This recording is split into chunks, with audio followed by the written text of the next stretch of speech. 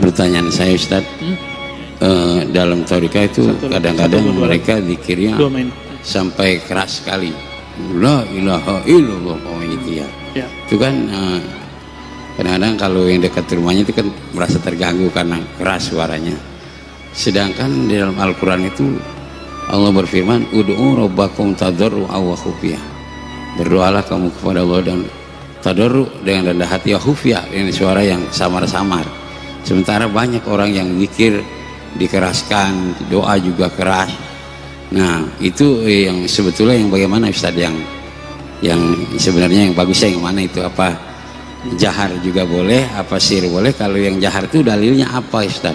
Kalau yang merujuk kepada Al-Quran kan harusnya kita itu kalau berdoa berzikir ya khufyah, artinya khafi, secara pelan, secara samar-samar gitu ya. Baik. Itu aja Ustaz pertanyaannya. Wassalamualaikum warahmatullahi wabarakatuh. Ini pertanyaan konfirmasi sebenarnya ya, karena antum kayaknya pengamal zikir keras juga. Itu nurnya nyambar-nyambar Pak. Kalau kita berani klaim, di Quran zikirnya cuma lembut, itu ayat yang mana dulu? Kan surat Al-A'raf ayat 205. Antum gak baca Al-Baqarah ayat 200, ya kan? Gak baca hadis Nabi Sahih Bukhari, Sahih Muslim, atau hadis yang tadi biraf'is saut.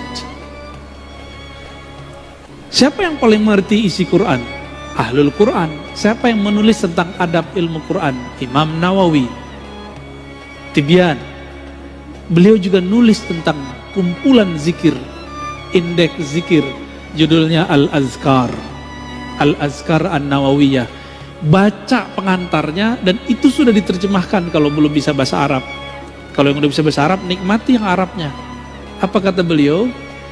Dikumpulkan, ini dalil zikir keras, ini dalil zikir lembut, dikumpulkan. Jadi orang-orang yang masih mempermasalahkan zikir keras nggak ada di Quran, itu orang nggak ngupdate ilmu, jahilnya murokab sudah. Itu ditulis sudah abad ke-7 Hijriah, tahun 600-an Hijriah, Imam Nawawi udah nulis. Masa ente belum update juga sih? Gitu kita bilang, ngomong ke dia. Apa kata beliau? Zikir jahar, zikir sir, dua-duanya tidak boleh dipertentangkan, karena dua-duanya sabit fil Quran, dua-duanya ada di Quran. Terus gimana? Nabi itu kadang mengajarkan keras, kadang mengajarkan lembut. Itu aja. Hanya ulama ahli fikih, ahli zikirlah yang mengerti kapan keras, kapan lembut. Jadi fas'alu ahla dzikri, tanya ke pakar zikir, kapan kita keras, kapan kita lembut. Salah satu murid dari Abah Anom datang kepada saya, Ustadz, saya kalau zikir la ilaha illallah ba'da sholat harus 165, harus kenceng. Saya tanya balik, bukannya antum dulu diajarin beliau pangersa Abah, zikir keras terus ada zikir lembut. Kalau lagi ngantor, kalau lagi di tempat kerja, kalau lagi safar, gak usah zikir yang keras, pakai zikir yang lembut. Maksud beliau begitu, jangan saklek. Kalau nggak sesuai kondisinya zikir keras, ya zikir lembut aja. Sebenarnya zikir keras, zikir lembut itu bukan masalah afdol, tapi kondisi. Di saat kolbu kita sedang bermasalah, maka zikir jahar paling afdal. Di saat zikir kolbu kita sudah tenang, jiwa kita sudah teratur, zikir lembut itu lebih afdal. Maka muncullah satu kalam dalam riwayat Al-Baihaqi, khairu dzikri ma khafi, sebaik-baik zikir itu yang lembut lirih. Baru nyambung sama surah Al-A'raf, wazkur rabbaka fi nafsik, sebut nama Allah di dalam dirimu, dalam lembaga jiwamu, dengan kerendahan hati, dengan tidak menjaharkan dengan lisan.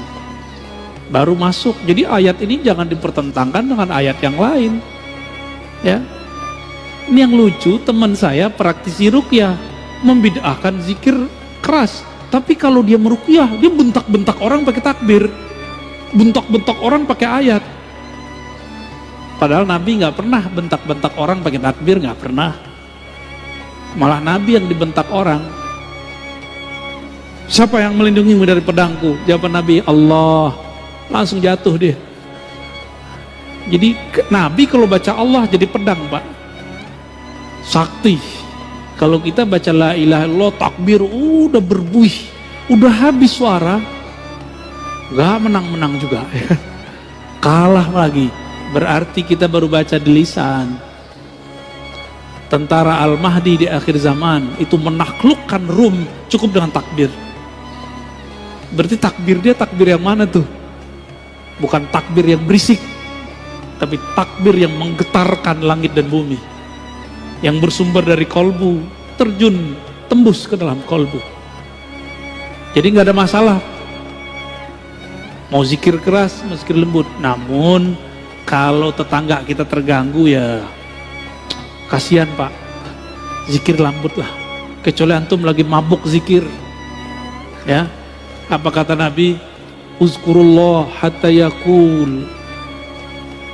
Zikirlah kepada Allah hatta yakulal munafikun, sehingga orang munafik berkata muraun, di riwayat kedua majnun, sampai orang munafik menuduh kamu gila atau ria.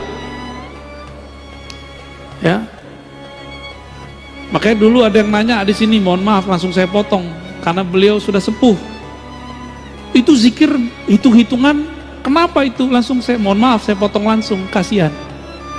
Masih ada beliau? Masih ada?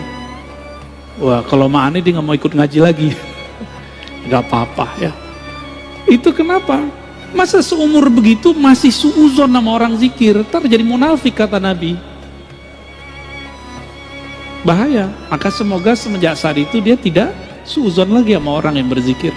Kira-kira begitu. Wallahu a'lam bishawab.